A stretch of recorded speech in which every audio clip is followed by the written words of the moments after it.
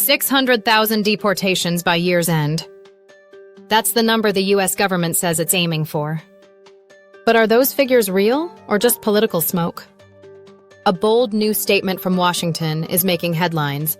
The United States is on track to deport over 600,000 illegal immigrants by the end of 2025, according to Trump's Border Czar Tom Homan. Speaking at the Axios Future of Defense Summit, Homan declared, "If we find you, we're going to arrest you." This could mark one of the largest mass deportation drives in U.S. history. Under President Trump's renewed administration, immigration enforcement is back in full force.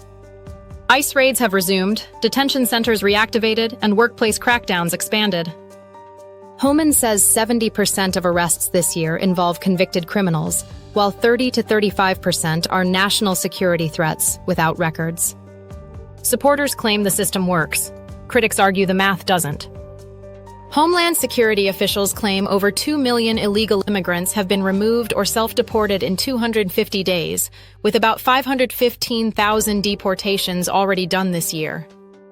That's why the administration insists the U.S. is on pace for 600,000 by December, a number not seen since the Eisenhower era. But reporters and analysts say the data doesn't match ICE records. NBC and Axios found only about 59,000 people currently in detention.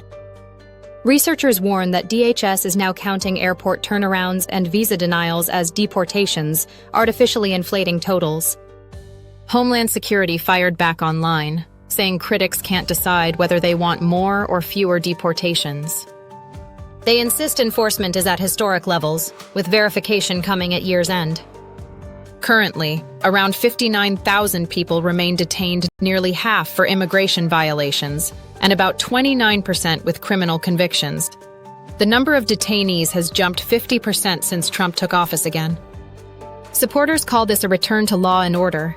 Immigrant rights groups warn it risks deporting asylum seekers and people with minor offenses. If the 2025 projection holds true, it would be the largest single-year deportation total in U.S. history.